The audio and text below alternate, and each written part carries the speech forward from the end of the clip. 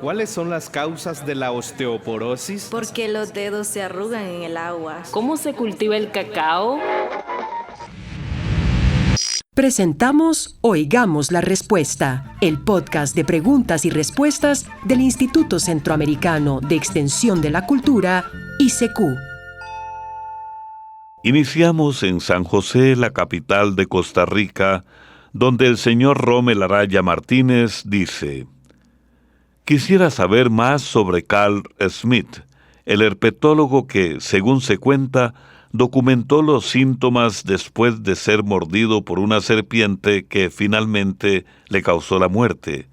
¿Es cierto que él mismo escribió lo que iba sintiendo? ¿Cómo pudo hacerlo? Oigamos la respuesta. Sí, es cierto que Carl Patterson Schmitt fue el científico que anotó los síntomas después de ser mordido por una serpiente venenosa. Carl Patterson Schmitt fue un herpetólogo, es decir, un científico que estudia reptiles y anfibios como serpientes, lagartos y ranas. Carl nació en Estados Unidos en 1890 y trabajó durante muchos años investigando serpientes venenosas en distintas partes del mundo y luego en el Museo de Historia Natural de Chicago, en Estados Unidos. En septiembre de 1957 llegó al museo una serpiente africana llamada Boomslang, que tiene un veneno muy potente. Cuando Schmitt intentó examinarla, la serpiente lo mordió en un dedo. Él pensó que la cantidad de veneno inyectada no era suficiente para matarlo, así que decidió observar y registrar lo que le iba ocurriendo como parte de su trabajo científico. Durante las horas siguientes, fue anotando los síntomas que aparecían en su cuerpo. Escribió cuándo comenzaron las náuseas, los vómitos, el dolor, el mareo y las hemorragias, que son sangrados internos y externos. Incluso este científico siguió trabajando casi con normalidad, pero el veneno de la Boomslang actúa lentamente. Al día siguiente comenzó a sangrar por la nariz y murió unas 24 horas después de la mordedura, debido a hemorragias internas. Las personas que estudiaron su caso dicen que Schmitt minimizó la gravedad del veneno. Además, en aquella época no existían los protocolos de emergencia ni los antídotos que existen hoy en día para ese tipo de mordeduras. Su caso es considerado extraordinario y trágico, porque hasta el final mantuvo su mentalidad científica, documentando lo que le ocurría. Sus notas se convirtieron en un registro poco común sobre los efectos del veneno de la Boomslang en humanos. Hoy se considera que fue un error no buscar atención médica inmediata. La historia de Carl Patterson Schmitt muestra tanto la pasión por la ciencia como los riesgos que implica trabajar con animales venenosos. Hola, ¿qué tal? ¿Cómo hacen las radios para pagar los empleados y los locutores, la luz eléctrica y los impuestos cuando tienen pocos anuncios? Aquí, en Nicaragua, hay radios que tienen pocos anuncios y tienen locutores. ¿Cómo hacen entonces? Esa es la consulta que nos envía don Carlos Vidal Lira Rodríguez desde su tierra, Estelí, en Nicaragua. Oigamos la respuesta. Las radios pueden pagar a sus empleados, locutores, la luz eléctrica y los impuestos, aunque tengan pocos anuncios, porque no todas dependen únicamente de la publicidad comercial. Los anuncios comerciales son esos mensajes pagados donde una empresa promociona sus productos o sus servicios, y aunque esa es una fuente importante de ingreso, muchas emisoras combinan varias formas de financiamiento. Por ejemplo, las radios comunitarias suelen recibir donaciones de sus oyentes, es decir, aportes voluntarios de personas que desean apoyar la emisora. También pueden organizar rifas, festivales o actividades para reunir fondos. En muchos casos, parte del trabajo lo realizan voluntarios o personas que reciben pagos modestos, lo que ayuda a reducir los gastos. Algunas emisoras reciben apoyo de fundaciones u organizaciones culturales que financian proyectos específicos, como programas educativos o comunitarios. En el caso de las radioemisoras públicas, en ciertos países se sostienen con fondos del Estado, es decir, con dinero que proviene de los impuestos que paga la población. También existen los espacios patrocinados. El patrocinio ocurre cuando una empresa o institución aporta dinero para apoyar un programa y a cambio la radio menciona su nombre como colaborador. Además, algunas radioemisoras alquilan espacios dentro de su programación para que otras personas o instituciones transmitan sus propios programas, lo que también genera ingresos. En resumen, aunque una radio tenga pocos anuncios, puede mantenerse gracias a una combinación de donaciones, patrocinio, proyectos especiales, alquiler de espacios o apoyo público. Muchas emisoras logran sostenerse gracias a esa mezcla de recursos y al respaldo de su comunidad. Le agradecemos por su pregunta. Nos ha permitido entender mejor cómo funcionan y se sostienen las radios en nuestros países. ¿Sabía que hacer ejercicio con regularidad fortalece el corazón y mejora la forma en que bombea sangre? Así, con el tiempo los músculos del corazón se vuelven más fuertes, lo que ayuda a que la sangre circule mejor por todo el cuerpo. Esto y más en Oigamos la Respuesta. Envíennos sus preguntas al apartado 2948-1000 San José, Costa Rica. También nos pueden contactar al correo electrónico isq@isq.org o encuéntrennos en Facebook como Oigamos la Respuesta. Enviar sus preguntas y sus saludos es muy sencillo. Ingrese a la página oficial del ICQ, www.isq.org. Desplácese hacia el final de la página y ahí encontrará todos los enlaces para comunicarse a nuestro WhatsApp, a nuestro correo electrónico y con gusto recibiremos sus saludos y preguntas. Nos llega un mensaje al WhatsApp desde Guatemala enviado por el señor Jesús Emigdio Noriega Quiñones, quien desea saber: ¿es verdad que José, el esposo de la Virgen María, era viudo? ¿José, el esposo de la Virgen María, tendría hijos de otro matrimonio? Oigamos la respuesta. Sobre si José, el esposo de María, era viudo y si tenía hijos de un matrimonio anterior, la respuesta depende de qué fuentes informativas se consulten. En los evangelios reconocidos por la Iglesia Católica, como los de Mateo, Marcos, Lucas y Juan, no se menciona que José fuera viudo ni que tuviera otros hijos antes de casarse con María.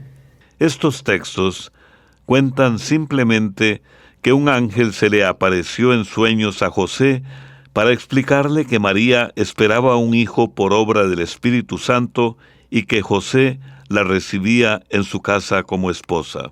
Sin embargo, existe otra tradición que proviene de los llamados evangelios apócrifos.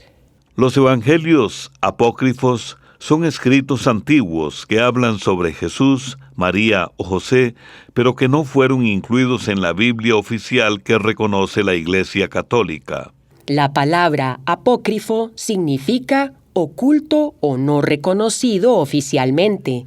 Uno de esos textos es el protoevangelio de Santiago. Allí se dice que José era un hombre mayor, viudo y que tenía varios hijos de un matrimonio anterior. Según ese relato, María habría sido confiada a su cuidado cuando era joven y José habría sido su cuidador antes de recibir el anuncio del ángel. Ahora bien, Es importante señalar que la Iglesia Católica no reconoce el protoevangelio de Santiago como parte de la Biblia y por eso no considera oficial ni real la idea de que José fuera viudo o tuviera otros hijos. Sin embargo, hay personas y algunas comunidades cristianas que sí toman en cuenta estos textos antiguos como parte de su tradición.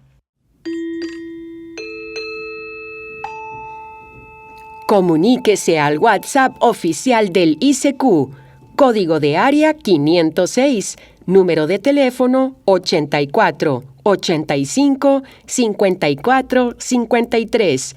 Esperamos sus preguntas y esperamos sus saludos. A continuación, el señor Harley Rojas Salazar nos escribe por WhatsApp desde Punta Arenas, Costa Rica, con la siguiente consulta.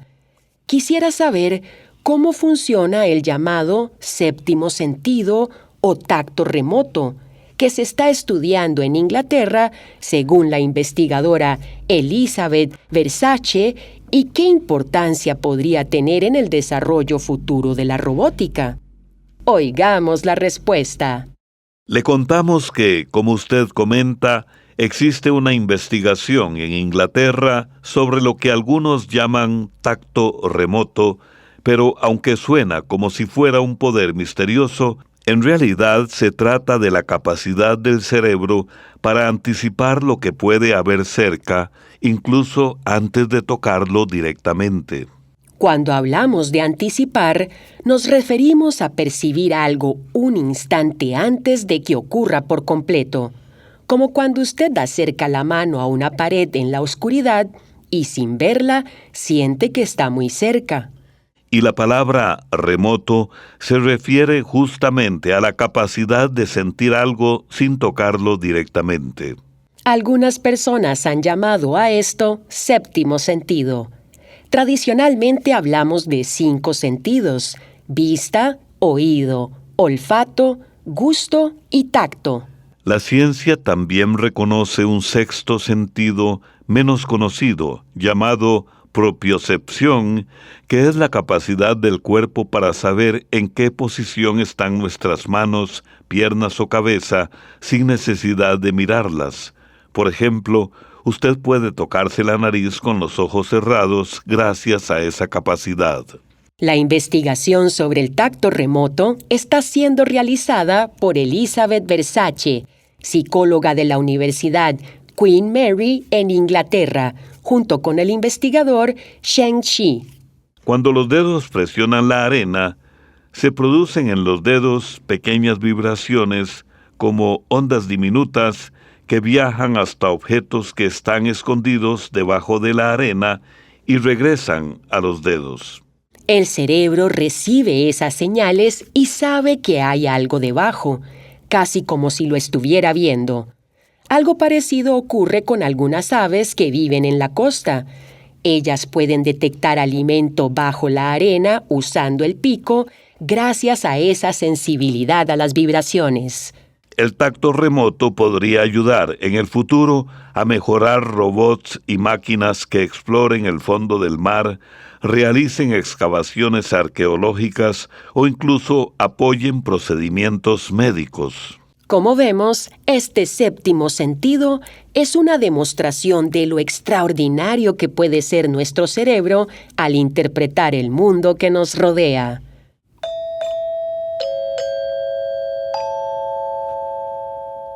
La señora Beatriz Báez se comunica con nosotros desde Chontales, en Nicaragua, y dice: ¿por qué dan calambres en los pies?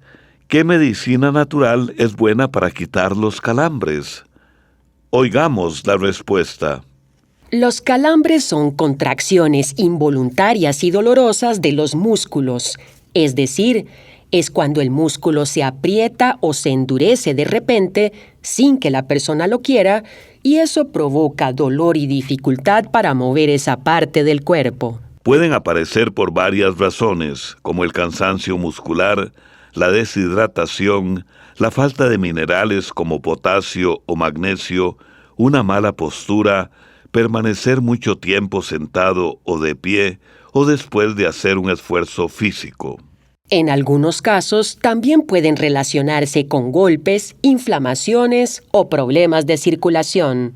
Por lo general, los calambres no son peligrosos, pero sí muy molestos. Para aliviar los calambres, lo primero es tratar de identificar qué los está provocando. Si aparecen por una mala postura, conviene corregirla.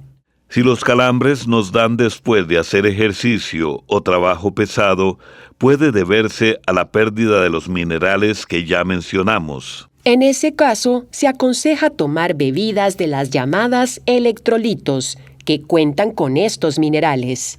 Un consejo muy efectivo para evitar los calambres es mover y estirar las piernas y los pies. 2 o 3 veces al día puede levantar las piernas y apoyarlas en una pared durante 5 o 10 minutos. Algunas personas encuentran alivio usando sales de Epsom. Puede poner una taza o 2 tazas en una tina con agua tibia y remojar los pies o las piernas durante unos 15 o 20 minutos, 1 o 2 veces por semana. Mantenerse bien hidratado es muy importante, ya que la falta de agua favorece los calambres. La alimentación también juega un papel clave.